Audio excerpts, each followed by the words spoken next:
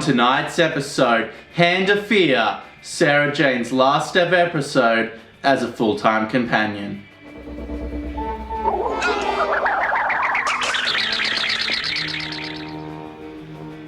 We open with some superb special effects, rivaling any modern-day blockbuster in my opinion. Computer time for detonation. Obliteration module will reach designated detonation point. Then a man dressed in a blanket destroys some ship.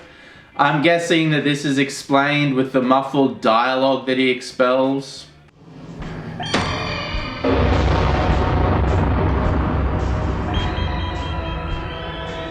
We then cut to the Doctor and Sarah, who have just materialized in the middle of a quarry where an explosion is just about to detonate. No! Maybe he knows South Point, man. Does he look as if he comes from South Point? Run, Doctor! Sarah is trapped, and Dudley Simpson's excellent score and Sladen's superb acting convey this intense situation perfectly.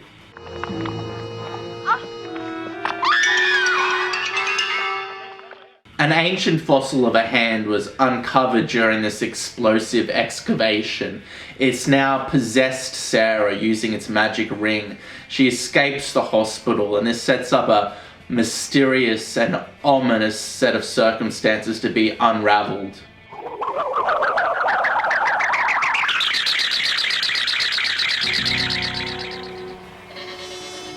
It is his will that all shall obey. Sarah's costume is puzzling in the story. This decision to dress her like a 12-year-old girl offers absolutely nothing to the narrative other than distractions, eh? Yes, but But what? I worry about you. So, be careful. We'll both be careful. Sarah sneaks into a nuclear power plant to revivify this ancient hand. Dudley Simpson's score once again is brilliant, and the choice to shoot a lot of this in first person really gives this eerie, ominous feeling the max level of execution that it deserves.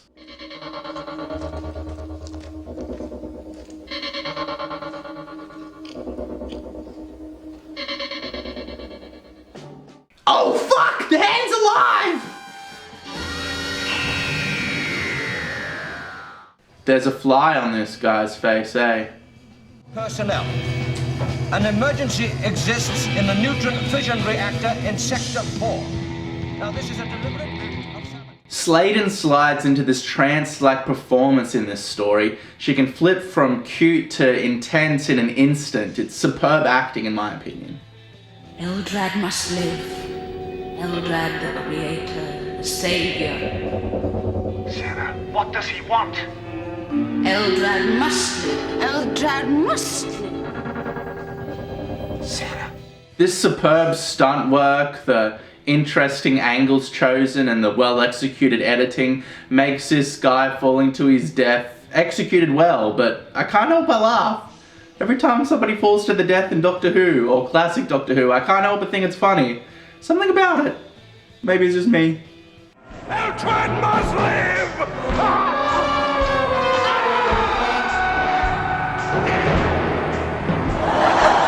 The Doctor sneaks into the nuclear power plant and knocks Sarah the fuck out in an attempt to pry her from this horror-based hostile.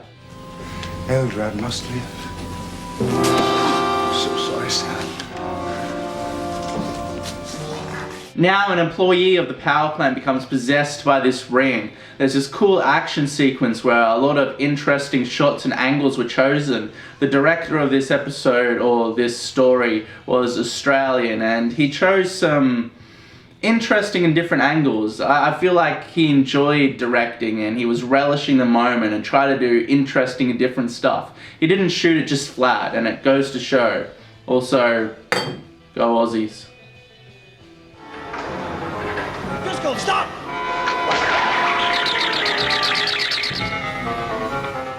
This employee then enters the core of the nuclear power plant to suck all of its power into the hand. This leads to some cheap-looking small explosions going off.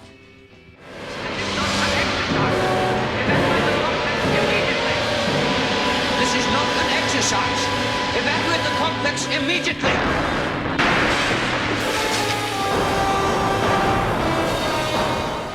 I guess Dave Martin and Bob Barker, the writers of this episode, weren't aware of the word implosion when they wrote this story.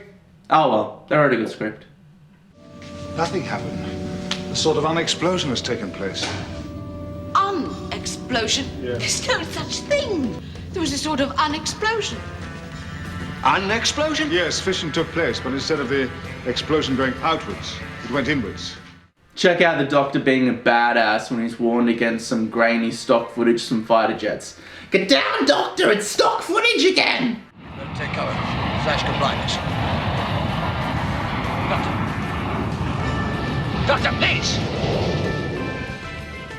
I see praise for Eldred's costume in Doctor Who circles all the time, and the praise doesn't go unfounded. Compared to some of the other monsters of this era, the costume is really effective and interesting. Kudos to the costume designer. This one worked out well. You! Come forward. You must be Eldred. I was only going to say, how do you do?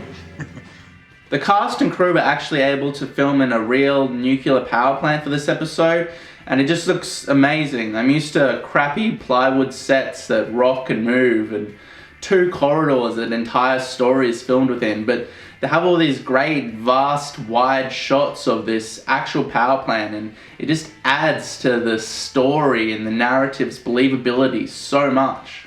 And affect the destruction of this entire...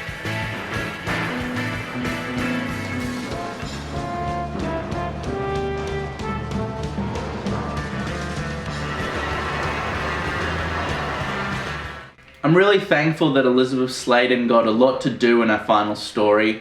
It seems obvious to do to give a character a big send-off when they're heading off, but a lot of classic Who companions didn't get a satisfying end. For example, in a season or 2, when Leela leaves, it's just like, hey, I'm leaving, and the Doctor's like, okay. So, I'm glad Elisabeth gets a lot of exciting things to do in this story. I think you'd better do as he says this time. Yeah, you're right. I should. But I'm not going to! No! Ah! 2 photos flashing on the screen.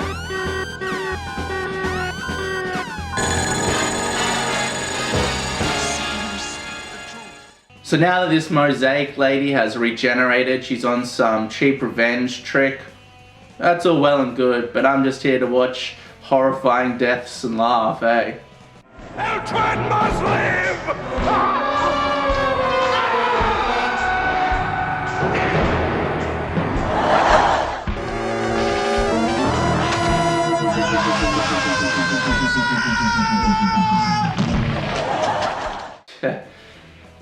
Gets me every time. Eldred attempts to kill the manager of this power plant, and the special effect that they chose is really interesting, eh? I actually really liked it. You shall die slowly as traitors deserve. Eldred! The Doctor agrees to take Eldred back to her planet just to get her off Earth, basically, but I suspect he won't let her go through with her plan of revenge.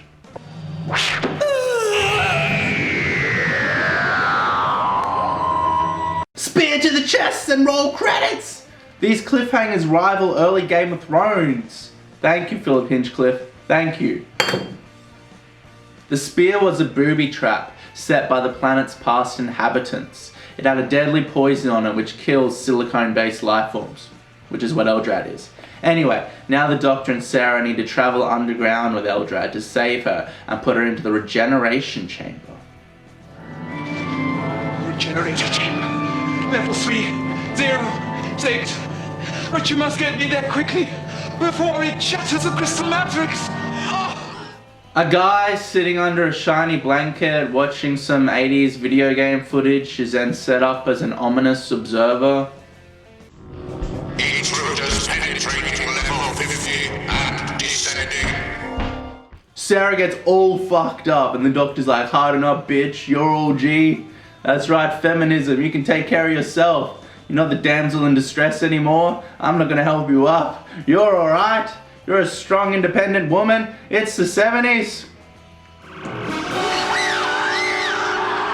Stop making a fuss, Sarah. You're from South Croydon. So much is happening so quick. All of a sudden an earthquake comes out of nowhere, exposing some bad acting as Sladen tries to convince us that she's falling backwards or something.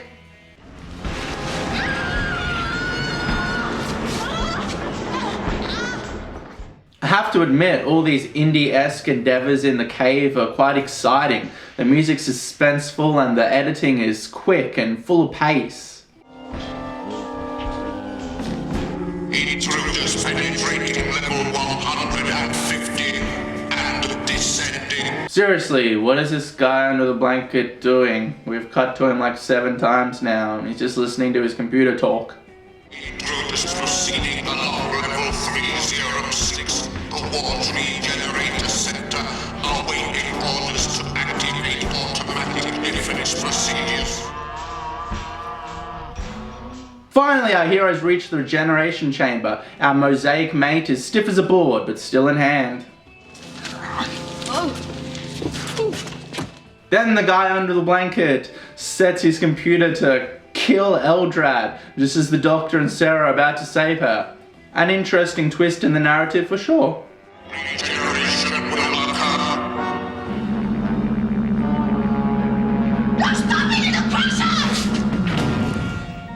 Eldred's actually still alive, but she is gender fluid and now she's a man with a crystal cock. I have attained my true form at last. Why is she a he? I had to assume a form that will be acceptable to the primitives of your planet.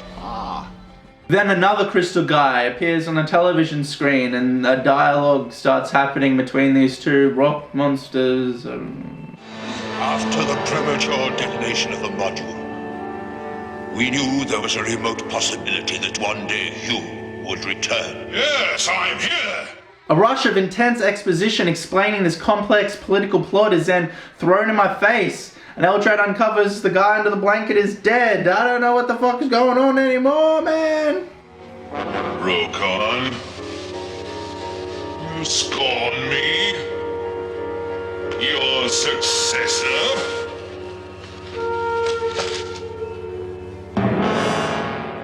I feel like the first 3 episodes in this story was spent wandering around a quarry and a nuclear power plant, and then this 4th episode is just exposition, exposition, exposition. The point of the story is Eldrad is king, but he has no pupils left. That's the takeaway, I think. Let's roll with that. But let me tell you, after you destroyed the barriers, after we knew for certain that life on the surface was finished, and the alternative was a miserable subterranean existence, the Kastrian race chose final oblivion. Eldrad then claims the Earth as his own, but the Doctor and Sarah are like, nah, fuck that. And they trick him like a dumb kid. They trip him with the Doctor's iconic scarf of murder. I say, Paul. You will take me back! Fuck yes! Another hilariously executed scene where a character falls to the death. Best story ever. 3 seasons with the Doctor serves as too much for Sarah. She's been through a hell of a lot in these last 3 years. Adventures and explosions and kidnappings, possessions, poisoning, being tied up, time travel, of course, interdimensional, Soltarans, attacks. I think it was a dinosaur, there was a talking rubber spider, there was a robot. Fuck, man, there was a lot. We've been through a lot. The Kryn, man. Point is, I understand, man. I understand her being like, you know what? I'm done. Because, fuck, she's been through a lot, yo. I'm sick of being cold and wet and hypnotized left, right, and center.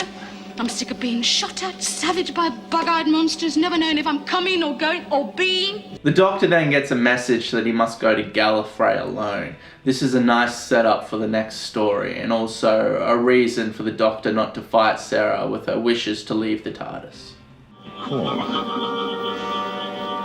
Call from Gallifrey. In a scene that holds back a lot, Sarah says her farewells. It's very sad, but you can tell that the Doctor doesn't want to express his full emotions and come off as human, I guess. It's very understated and simple, but it's supposed to be, and it works perfectly. It makes me feel sad, but it doesn't fucking dwell on it like Tennant's last episode where you get 40 minutes of him saying goodbye to people. It's far more effective than that, and it hits me emotionally way harder, eh? Don't forget me. Oh, Sarah. Don't you forget me. Bye, Doctor. Bye. In my opinion, Tom Baker and Elisabeth Sladen had the perfect chemistry and charisma on set. The Doctor and Sarah are my favourite set of Doctor and companions of all time. I just love them. I love this era. Tom was the best, obviously, and Sarah Jane was the best, played by Elisabeth Sladen. She was one of the most memorable companions of all time, and he is the most memorable Doctor of all time. And we get 2 seasons with them together, produced by Philip Hinchcliffe, and it's amazing. It's my favourite era of Doctor Who. But all good things must come to an end, so goodbye, Elisabeth. And R.I.P. too. We'll miss ya. We'll miss ya. Thank you. Thank you for the eternal episodes which you made, which will always exist. You know, travel does broaden the mind. Yes. Till we meet again, Sarah.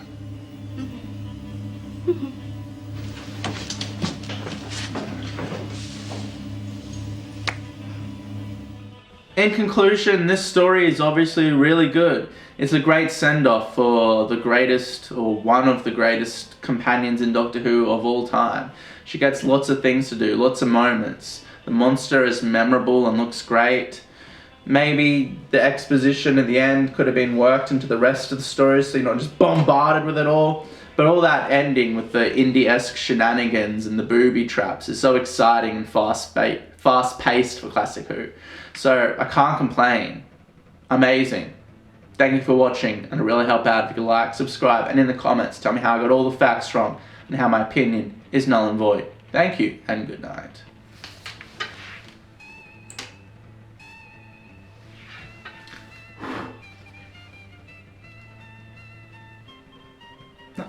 That's fucking hot.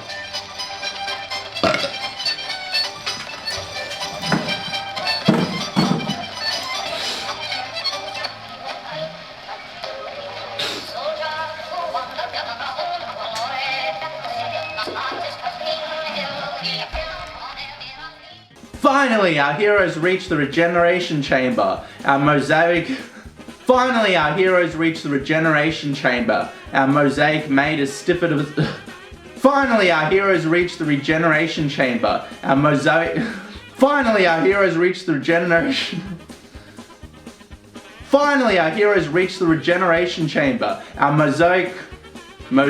mate